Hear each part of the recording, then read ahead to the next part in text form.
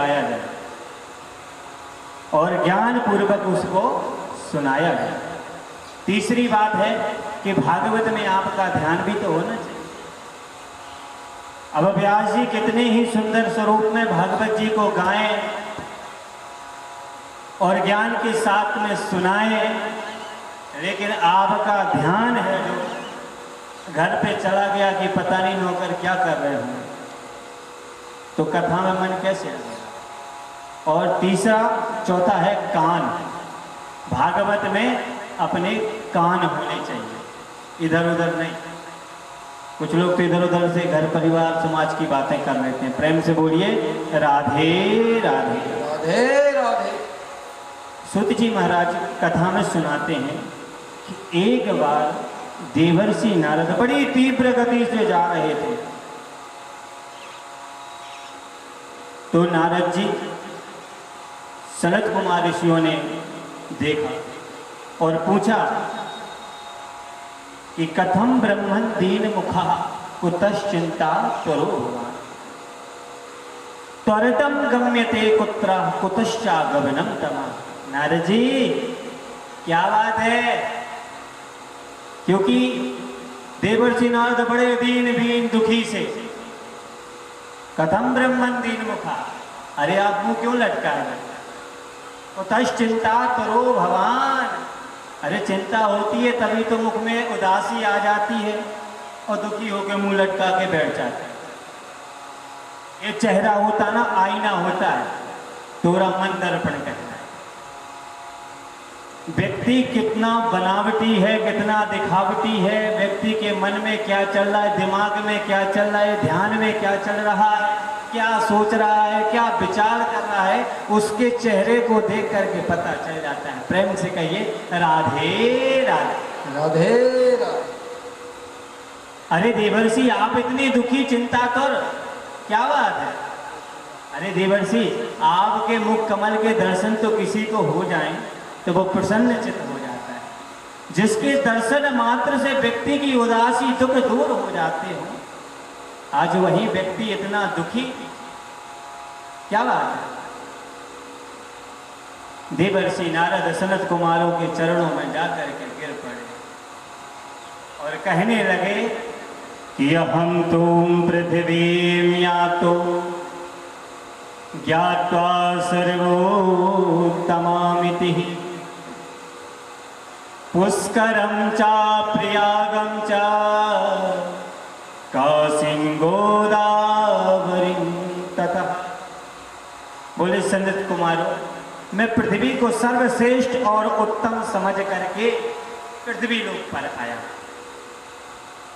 रामेश्वर गया, पुष्कर गया, प्रयाग गया, काशी गया, कुरुक्षेत्र गया, गोदावरी गया, लेकिन सच कहता हूं हमारे मन को कहीं भी शांति ना पश्यम कुचिक शर्मः मनः संतोष कारक कलिना धर्म मित्रेणम धरे अम्बादिता। कलयुग का जो मित्र है ना वो कलि, उसने लोगों की बुद्धि को बिगाड़ दिया।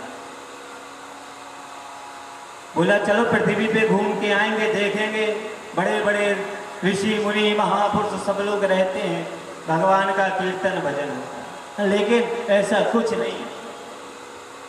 ना तो पृथ्वी पर कोई सत्य बोलता है, ना पवित्रता से रहता है।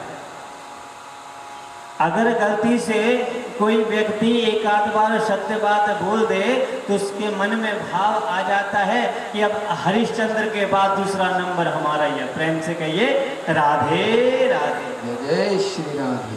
और यदि एक धर्म का काम कर दे तो बार बार समाज के चार लोगों में बैठ करके गिनाता है, वहां मैंने इतने पंखे दिए, एक कूलर दिया, एक पीपा घी का दिया, तेल दिया, इतनी दक्षिणा दी, बार बार गिनाता है कि हमसे ज्यादा दानवीर कर्ण अब संसार में और कोई पैदा नहीं है। प्रेम से कहिए राधे राधे। और पाप का काम यदि हो जाए तो भगवान की सिर पे जाकर के थोप देता है, भैया हम तो नहीं चाहते, अब जैसी राम इच्छा हरी इच्छा हो गई, जाने अनजाने में गलती। धर्म का काम करे तो ये मैंने किया, सत्य का काम कहे तो मैं दूसरा हरिश्चंद्र हूं, दान का कहे तो मैं दानवीर कर्ण हूँ, और अगर गलती से कोई गलत काम कर दे तो भैया गलती से हो गया, अब राम को कराना तो हो, भगवान के सिर पे लो। और तो और बड़ों का आदर समाप्त हो गया, संतों का सम्मान समाप्त हो गया, घर में नई बहू की चलने लगी। ठीक है, चलनी चाहिए, आजकल पढ़ी लिखी बहुएं आ रही, अच्छे से घर चला लेती, लेकिन तरुणी प्रभुता गृहे श्याल को बुद्धिदायक, कन्या विक्रणो लोभा दंपति नाम च कल। बहुत अच्छी बात है, घर में नई बहू की चलनी चाहिए, लेकिन घर में नई बहू की तो चलती है, लेकिन जब घर में कोई काम आ जाए, कुछ पूछना हो, तो अपने सास ससुर बड़े बुजुर्गों से तो पूछना चाहिए कि सास माँ या माँ या पापा मैं ऐसे ऐसा कार्य कर लूं। बोले नहीं, श्याल को बुद्धिदायक।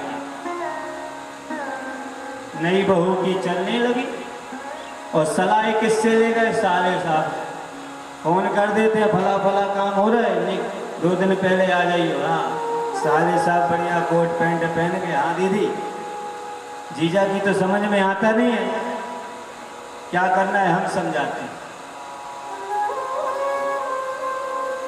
लेकिन हमारे ब्रज में एक कहावत है भैया कि दीवार बिगाड़े आरो और घर को बिगाड़े सारो। अगर दीवार में आप ज्यादा अलमारियां बना दोगे ना, तो दीवार कमजोर पड़ जाएगी, गिर जाएगी। और घर परिवार के मामले में अगर सारों की सलाह लोगे तो महाराज घर टूट के तितर बितर हो जाएगा, कोई माई का लाल बचा नहीं सकता। मामा सगनी इसके प्रमाण है। देवर्षि नारद कहने लगे कि मैं घर घर में गाया, लेकिन कहीं भी मेरे मन को शांति नहीं मिली। मेरे मन में एक भाव आया कि क्यों ना श्रीधाम वृंदावन जाया जाए। भगवान ने वहां लीला की है, शायद वहीं हमारे मन को शांति हो, क्योंकि वृंदावन में तो भक्ति नित्य निरंतर भ्रमण कर रही है। तो वृंदावन जैसे ही पहुंचे देवर्षि नारद, तो एक आश्चर्य देखते, अचंबा। एक